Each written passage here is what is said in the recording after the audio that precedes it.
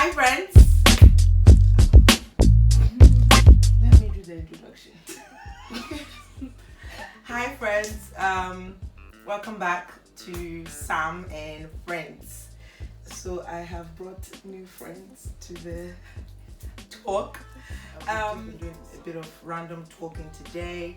So I just felt that we should do a quick video and we just want to talk about a few things. Remember what I said, that sometimes we talk about random things, sometimes we talk about something serious. Right, so we're talking about relationship, which is a huge topic. And so we're not going to dwell on it too much today.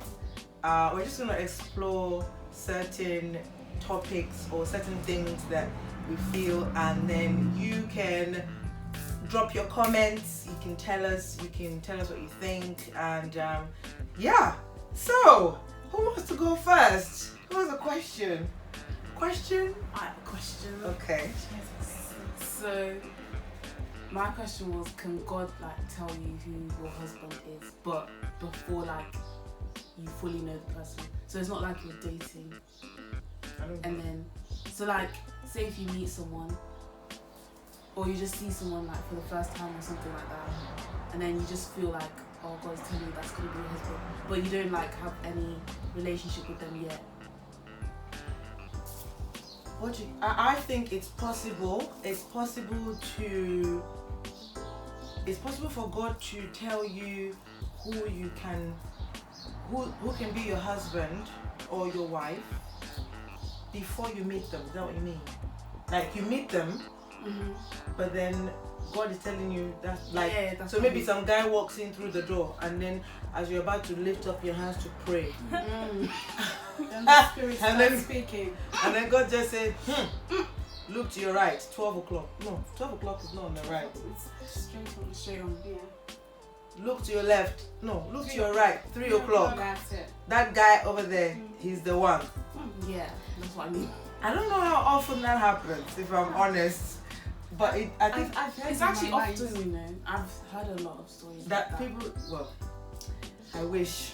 I wish to. I don't think it's that. It's not that easy. No. It's not that common for that, but it is possible. Anything is possible with God. Relationship is huge for everybody, and depending on who you end up with, can just determine whether or not you are happy or sad for the rest of your life. And I found that it's something that a lot of people don't think about. We don't think about it. We don't plan for it. We're talking to somebody yesterday who said, why should we be talking about relationships now? Why are we talking about relationship? Why are we talking about marriage? Maybe if you're 18 or if you're young, and why not? After all, it gives sex education at 12, 13? a very young age. Very young age. So I feel that even in the church, one of the things our church has been criticized a lot about, I believe, is that they encourage young marriages. And we just feel that it's a good thing to be able to talk about relationships, to be able to learn, and also to be open about it. A lot of people don't know what's going on in your relationship that you can actually learn from others. For instance, we're talking randomly earlier on today, and we found out that a lot of girls go through the same experience. So you can end up falling for the same guy and not knowing that everybody is going through the same thing. So if you are quiet, if you don't share, if you think that you don't want to talk to people, that thing about keeping to yourself, yes, you have to keep to yourself, but then there's a reason why people go through experiences. Like I was saying, your experiences are wasted if you don't talk about it. What have you learned from it? What can you do to make things better? How can you help your fellow sister or brother? So I hope that answers your question. Because I've had dreams too. I've had dreams too. That what? That someone is, could be ideally my husband. But then I've been talking to that person before, so we've been talking about marriage and stuff. And sometimes is it more to do with your conscience, your subconscious? Yeah, how do you know if it's your flesh or how it's do actually you know God? if it's your flesh or God is actually saying, okay, this is it. Okay, so there's a book. There's a book called Art of Hearing. I will post something on there. Now, what I found with that is there are many voices that can speak. And yes, there can be voice of the flesh. For instance, if you've been watching a movie about Denzel Washington. Oh, Denzel, my man. He's married. I know. In another world. What world is that? After this world, we are going to heaven. And in heaven, there's no marriage. So That's not true. if you watch a movie about Denzel Washington or who are the other handsome people? Idris Elba. Yeah. Who just Who's married also this married? year. Off the market. Idris Elba. Yeah. He's hot. You guys are for Idris Oh, Elba. I don't know what to... He's attractive. No, it's Sorry, my flesh is taking Ooh. over. Okay. We're not talking about her desires.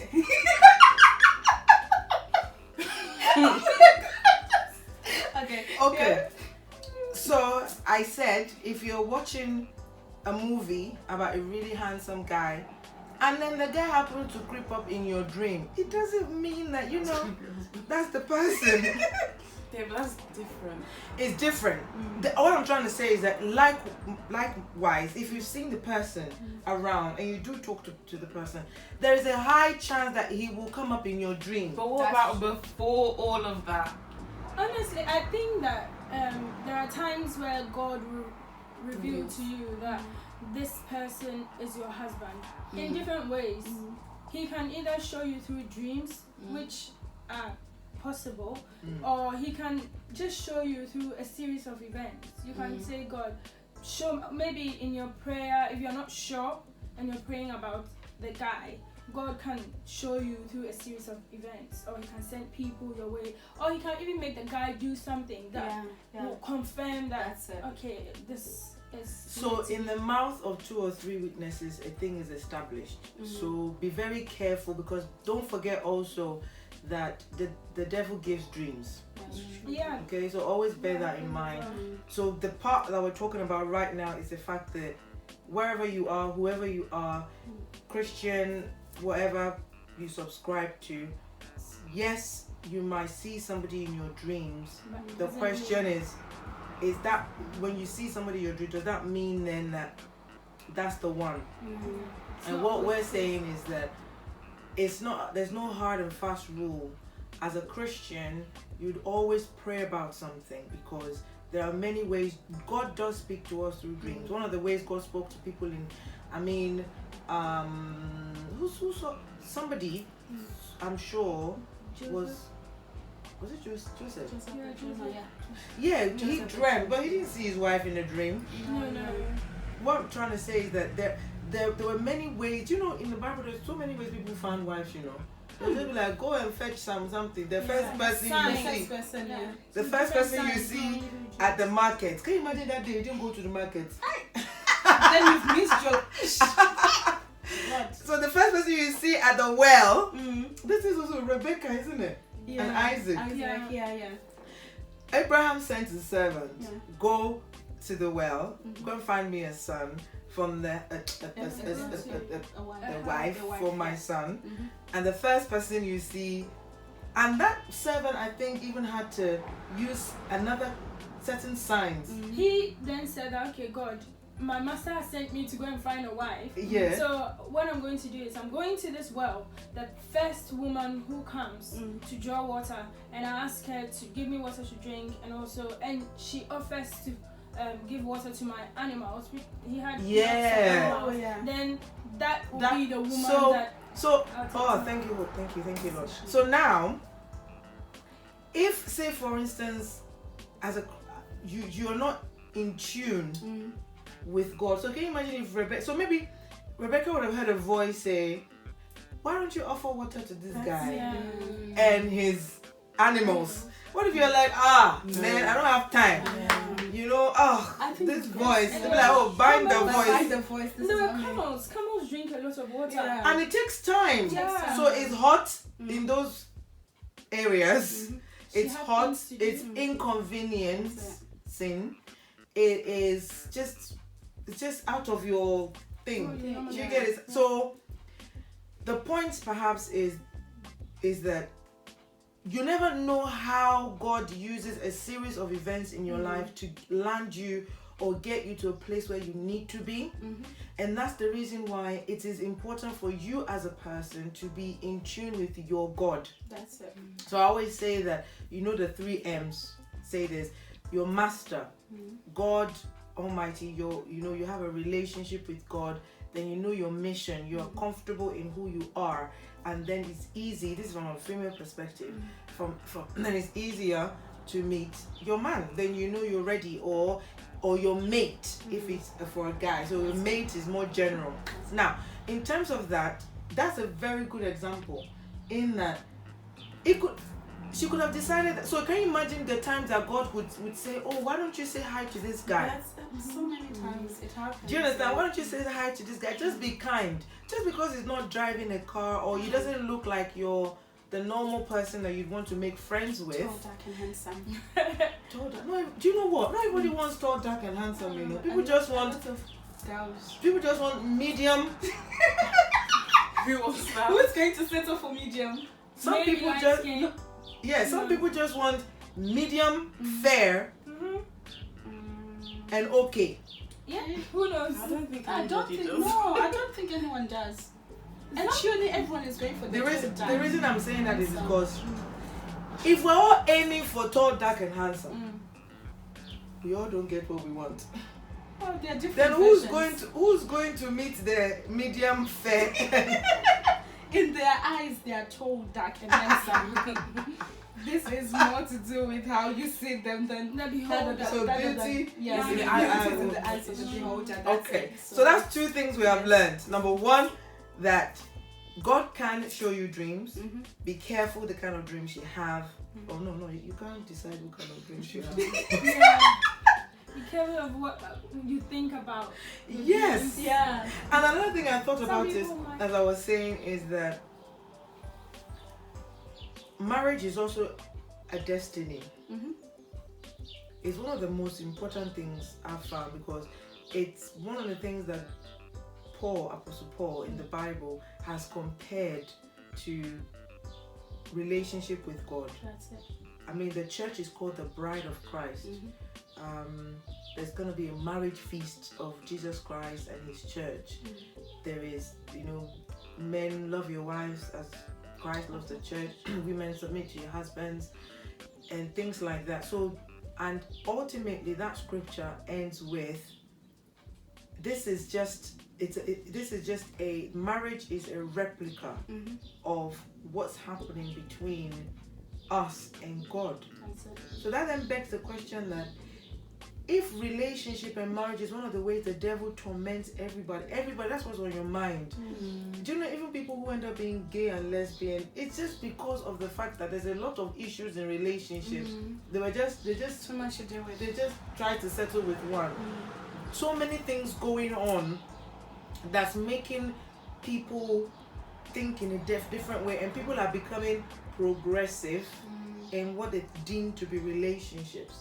So we've learned that, and we've also learned that follow God's lead. Okay, Always. don't, like my pastor would say, my spiritual father would say, be open to something new. Okay, don't just be going to the shopping mall thinking this is the place you're going to meet somebody. Anywhere. Just Could be anywhere. free, be open. And I'm talking about this girl. Everywhere, even at We camp. went to Camp too. no wait, I'm not even talking about camp. Is okay. We went to the service station. Yes. Everybody. Everywhere. Okay, service station where everybody in this world is going to pass by. That's it. And this is where my sister decided that she wants to look good as we're going to the toilet. I mean, we're going to the girls' toilet. You never know who you meet as you move out of your Where? car. The truck driver. Oh, you never know. The one. No. You just would never know. It's always nice to look good. You never know who God sends your way to just say, sister. And this is the a reason lot of why talking. we put a lot of pressure on ourselves. Yeah, that's true. Just be yours, because you know what's happening. Then if you had met that guy, this one person, he would think this is how you look good all the time. See that aspect of But you. it's not true. It's not true, but I think personally, it's just for me. I look good for me. Right. I feel good for me. Then when people comment, it's just an extra plus. But then Okay, again, that's but then confirming again, the comment that you even make. So the truth of the matter is that I've thought that before, especially when you're single. You're always thinking, this is an opportunity. Opportunity. Who's looking? Who's going to be doing this? What I'm saying is, I don't put too much pressure on yourself. Not at all. Not at all. Just be free and look good for yourself, like you said. And sometimes, look, guys, you can find a guy the day you are looking your worst. That's the thing. I mean, you've got your, one boil over here. You've got something, whatever, and that's the day somebody will be like, oh, you know what? I think I like. They'll just be like, I like her simplicity. And you're there, you're thinking, is he talking about me? Because Like I think he's talking about someone else, not me. Because then you're thinking there was no way. I'm like, how did I get caught in this? Anyway, so but I think that sometimes people tend to like set standards for themselves that they can't live up to. So for example, like you were saying, you dress in a way, act in a way to attract somebody, but after you've attracted the person, we don't make that don't effort. do anything to keep the person. But the thing is, it's personally for me, because for me it's been a journey. And you've experienced the journey where I've come from dressing like a 50-year-old, believe it or not, braids. I look like a 50-year-old person. And now I'm thinking, you know what, I need to look young, feel young. And as much as I think maturely, I need to just feel good about myself, and I hope to maintain. And I hope that, I suppose that also goes into self-esteem. That's it, yeah. So another thing about self-esteem is that many of us want to be in a relationship because we feel it adds value to our lives, especially because of the way our society is built. You have to be with somebody. If you're not with somebody, you're not good enough. Or if you are not married, then it's like, what's wrong with you? Or is it you? So there's a lot that goes with self-esteem, your worth. And for me, in my journey, going through what I've gone through and what I'm going through in my marriage, what I've found is that your self-esteem, friends, is really in God. That's it. I think perhaps I should even this should even be what this is all about. You know, when Adam was given Eve didn't have Adam to, in a way compliment her or offset something that's wrong with her. Do you understand what I mean? Yeah. Adam was made in God's image. Adam, in the sense that man, and from Adam, God removed. God, it's like God made a woman to it's like compliment. It compliments. That's why they say when you're finding a husband, find someone who compliments. But then there's a difference between compliment and validate. Well, yeah, there's a massive difference. Do you understand? Yeah. When you validate somebody, it's like, I need this person to be this. And I think that's key. What do you guys think? I think it's important. In relationship, that whether you're a single mom or you're a single lady, or you're not looking, or you're a guy, okay, you're not looking, or you're in a relationship, the key thing is to be is to understand. Okay, let me tell you guys something. I know this bit is me being a bit more open. So I remember when I was younger,